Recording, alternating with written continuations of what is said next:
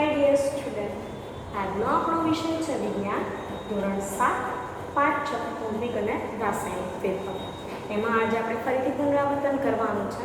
આજે હું તમને કેટલીક વ્યાખ્યાઓ છે, વર્ગીકરણ છે, તફાવત છે, એના વિશે સમજાવીશ.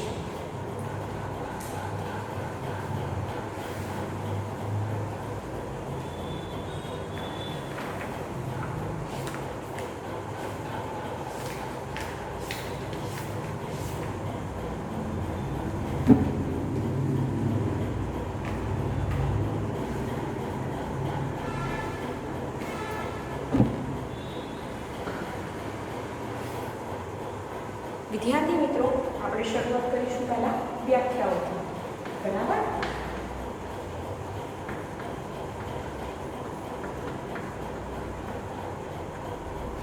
તો ઘણી વાર એવું થતું હોય, પાઠ્યપુસ્તકમાં પણ વ્યાખ્યાઓ આવતી હોય છે, આપણે વિડીયો જે હોય વિડીયોમાં પણ વ્યાખ્યા હું સમજાવતી હોઉં છું. તમારે નોટમાં સુંદર અક્ષરે વ્યાખ્યાઓ લખવાની અને જોડે તૈયાર પણ કરવાનું છે.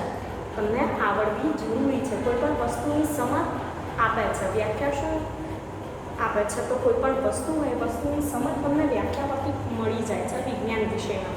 તો આપણે પહેલાં લખીશું ભૌતિક ફેરફારની વ્યાખ્યા. કયો ફેરફાર? ભૌતિક ફેરફાર.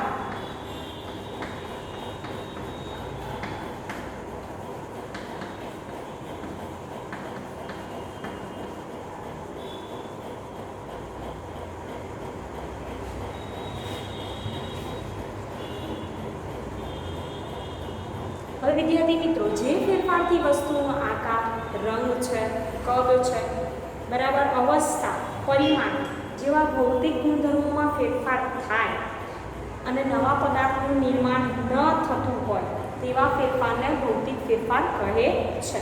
તો હું લખીશ વ્યાખ્યા.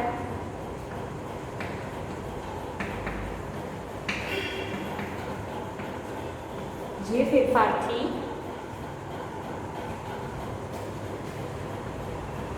વસ્તુનો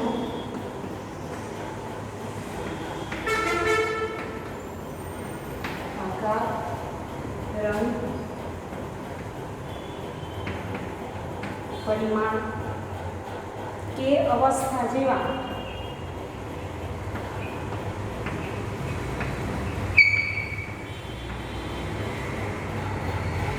ભૌતિક ગુણધર્મોમાં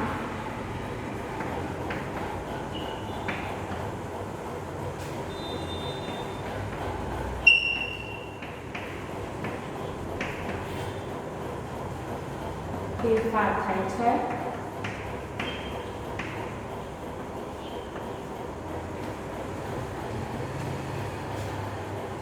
અને તેમાં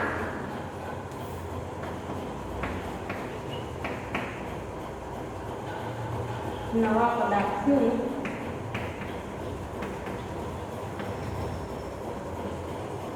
નિર્માણ ન થાય તેને ભૌતિક ફેરફાર કહે છે.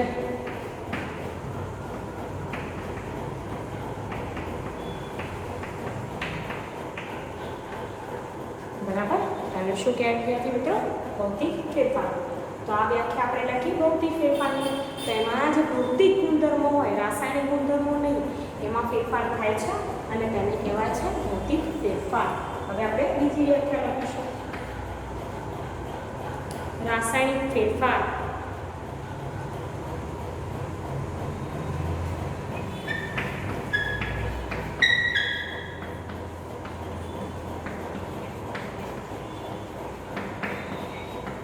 હવે રાસાયણિક ફેરફાર એટલે શું? તો તમે જાણો છો કે ભૌતિક ફેરફારથી તદ્દન કેવો છે? એકદમ અલગ છે.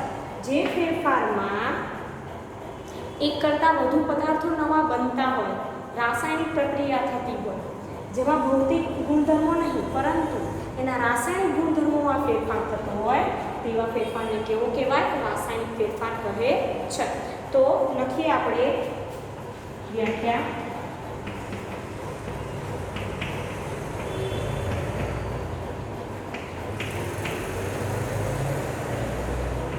એક અથવા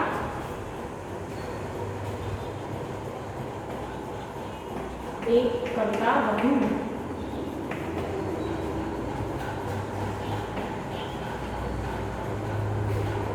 નવા પદાર્થો બને છે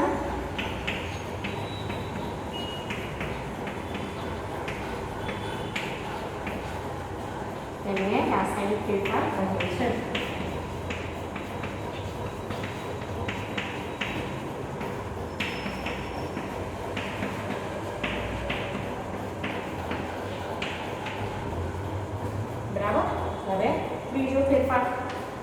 ત્રીજી વ્યાખ્યા આપણે લખીશું બે ફેરફારની વ્યાખ્યા લખી ભૌતિક અને રાસાયણિક ફેરફાર.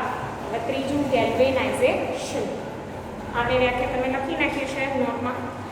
હું જે વ્યાખ્યાઓ લખાવું છું પ્રશ્નો લખાવા આપણે ખરા ખોટા વિધાન છે ખાલી જગ્યા છે એની ચર્ચા કરતા હોઈએ છીએ પુનરાવર્તન તમારે નોટબુકમાં સારા અક્ષરે લખવાનું છે અને તૈયાર પણ કરવાનું છે.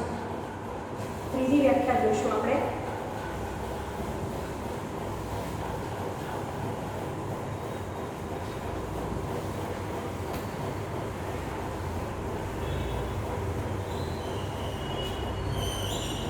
ગેલ્વેનાઇઝેશન.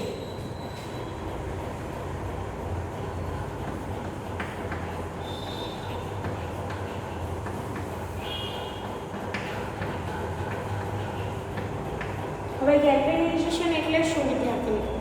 તો આ પણ તમારા પાઠ્યપુસ્તકમાં આવી ગયેલું છે ને આપણે પાઠમાં ભણી ગયા કે લોખંડ પર જસતનું સ્તર એટલે કે ઝીંકનું પાતળું પડ ચડાવવાની જે પ્રક્રિયા છે એને શું કહેવાય? ગેલ્વેનાઇઝેશન. આપણે વ્યાખ્યા લખીશું. લોખંડ પર જસત એટલે કે ઝીંક બરાબર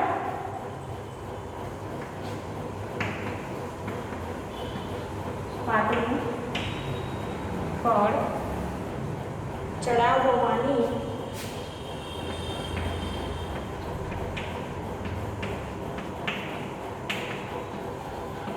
પ્રક્રિયાને ગેલ્વેનાઇઝેશન કહે છે.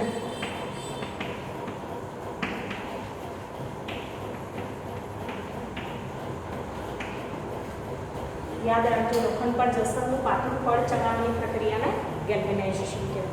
હવે ચોથી વ્યાખ્યા છે વિદ્યાર્થી મિત્રો સ્ફટિકીકરણ. બરાબર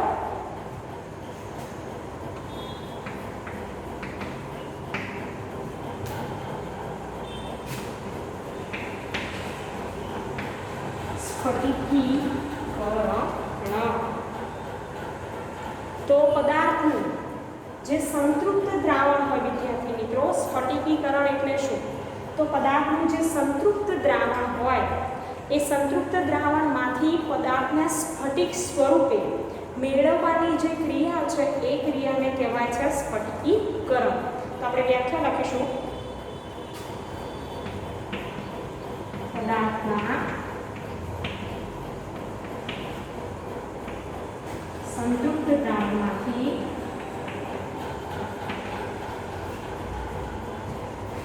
પદાર્થને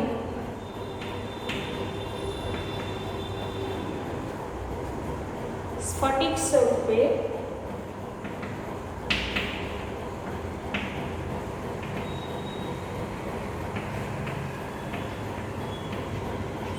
મેળવવાની પ્રક્રિયાને સ્ફટિકીકરણ કહે છે.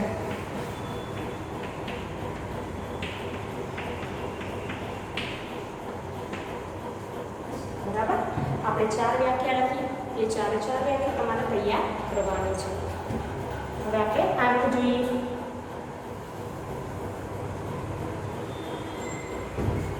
વર્ગીકરણ. બરાબર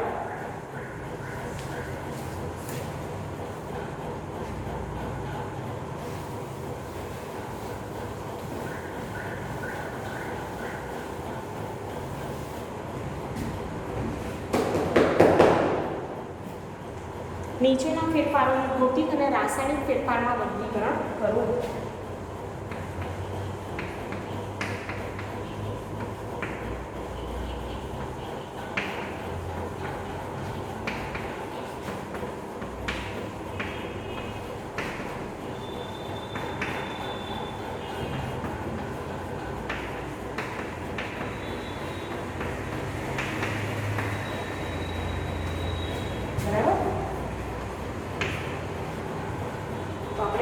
પહેલાં લખીશું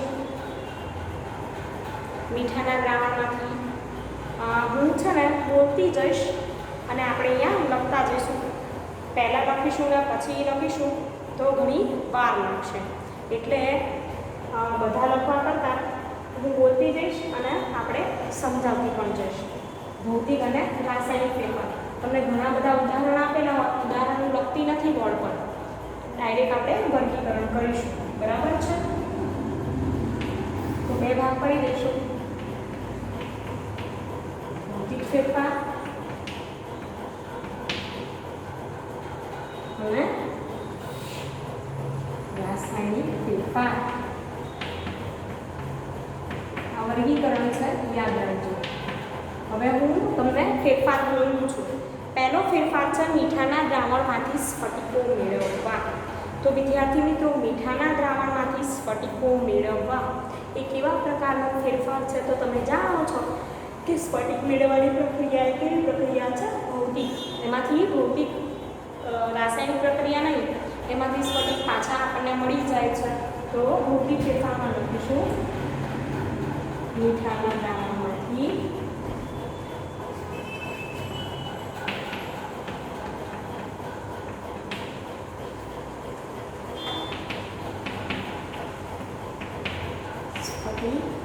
મેળવવા. હવે બીજું ઉદાહરણ લઈશું આપણે, લોખંડનું કટાવવું. વિદ્યાર્થી મિત્રો, લોખંડનું કટાવવું છે એ કયા પ્રકારનો ફેરફાર છે? તો તમે જાણો છો કે લોખંડ પર કાટ લાગે છે અને કાટ એક નવો પદાર્થ બને છે જે લોખંડ નથી. બરાબર? બંને અલગ છે તો નવો પદાર્થ બને, તે કેવો ફેરફાર કહેવાય? રાસાયણિક ફેરફાર. તો શું આવશે અહીંયા? લોખંડનું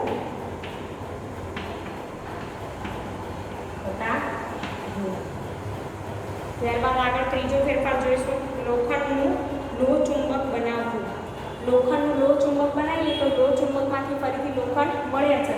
તે કેવો ફેરફાર? ભૌતિક ફેરફાર. એના ગુણધર્મોમાં ફેરફાર થયો ખાલી. બરાબર છે વિદ્યાર્થી મિત્રો?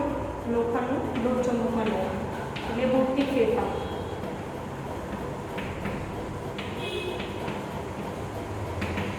પછી આગળ જોઈશું આપણે કે પાણીની વરાળ થવી. તો પાણીની વરાળ થવી પણ એ પણ કયા પ્રકારનો ફેરફાર છે? ભૌતિક ફેરફાર. એના ભૌતિક ગુણધર્મમાં ફેરફાર થાય છે. પાણીની વરાળ બનવી. ત્યારબાદ કોપર સલ્ફેટનું સંતૃપ્ત દ્રાવણ બનાવવું. તો કોપર સલ્ફેટનું સંતૃપ્ત દ્રાવણ બનાવવું એ પણ કેવો ફેરફાર છે? ભૌતિક ફેરફાર.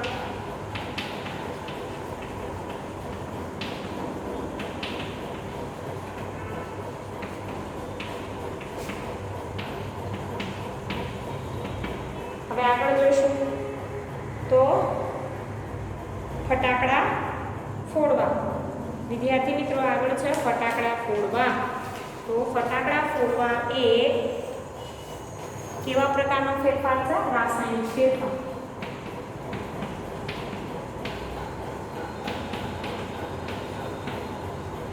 બરાબર? હવે આપણે આગળ જોઈશું પ્રકાશ સંશ્લેષણ. તો પ્રકાશ સંશ્લેષણ પણ એ પણ કેવો ફેરફાર છે? રાસાયણિક ફેરફાર. તમે જાણો છો પ્રકાશ સંશ્લેષણ એટલે શું? તો વનસ્પતિ છે સૂર્યપ્રકાશની હાજરીમાં હરિદ્રવ્યનો ઉપયોગ કરી, કાર્બન ડાયોક્સાઇડ વાયુનો ઉપયોગ કરી, પાણી ખનિજનો ઉપયોગ કરી પોતાનો ખોરાક પોતાની જાતે બનાવે છે. એ પ્રક્રિયાને કહેવાય પ્રકાશ સંશ્લેષણ. ત્યારબાદ છે ગેલ્વેનાઇઝેશન. તો ગેલ્વેનાઇઝેશન એ કેવો ફેરફાર છે? ભૌતિક ફેરફાર.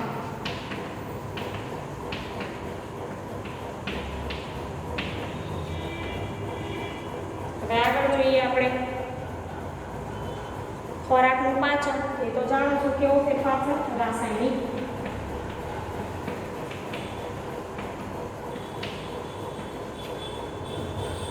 ખોરાકનું પાચન. ત્યારબાદ આગળ મેગ્નેશિયમ ઓક્સાઇડને પાણીમાં નાખવો. તો એ પણ કેવો ફેરફાર છે? રાસાયણિક.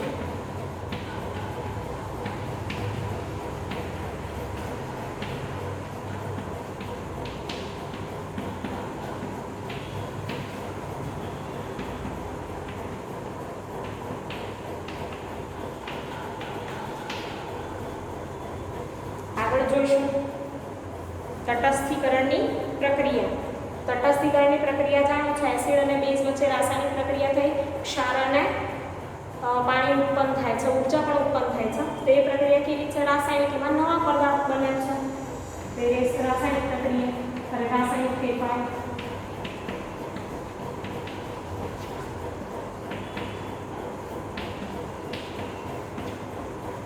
ત્યારબાદ આપણે જોઈએ લોખંડ પર રંગ લગાવો. તો વિદ્યાર્થી મિત્રો, લોખંડ પર રંગ લગાવો એ કેવા પ્રકારની ક્રિયા છે, કેવો પ્રકારનો ફેરફાર છે? તો લોખંડનો રંગ લગાવવો છે. લોખંડ પર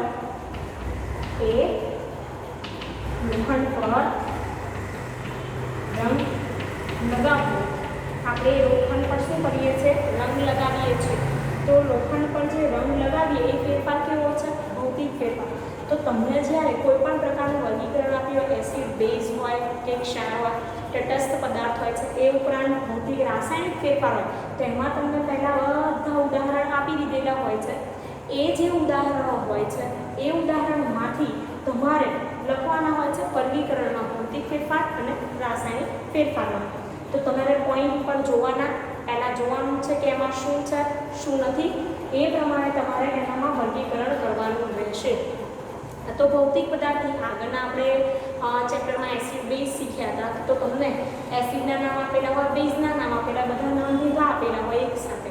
તો તમારે એ બધા જે એસિડ અને બેઝ હોય, ભૌતિક અને રાસાયણિક જે ફેરફાર હોય છે, જેમ આપણે આનું વર્ગીકરણ કર્યું તેમ એસિડ અને બેઝ એના જે ફેરફાર હોય છે એનું આવી રીતે વર્ગીકરણ કરવાનું છે વિદ્યાર્થી મિત્રો.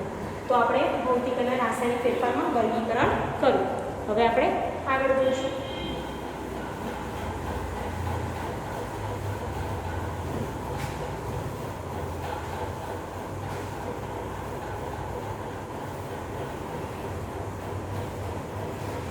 જોડકા જોડો.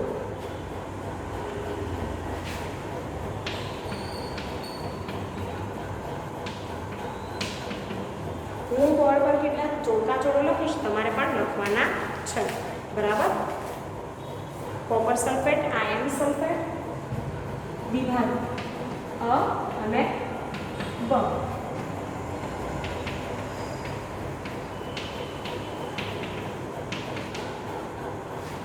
બીજું આયર્ન સલ્ફેટ. ત્રીજું છે કેલ્શિયમ કાર્બોનેટ અને ચોથું મેગ્નેશિયમ.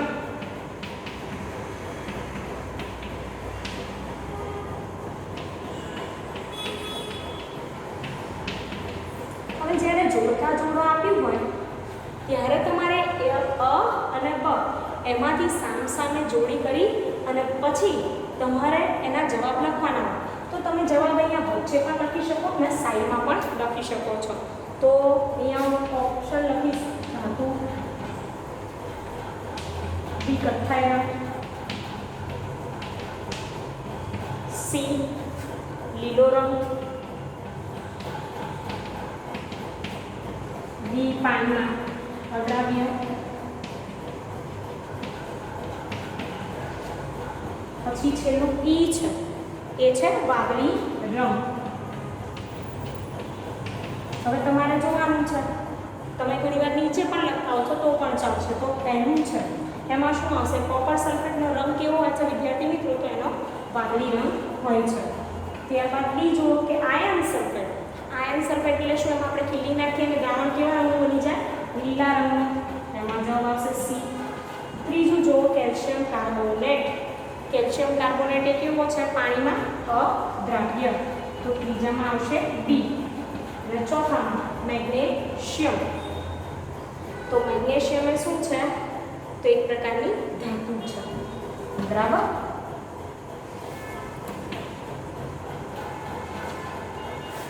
ઈ, સી, બી.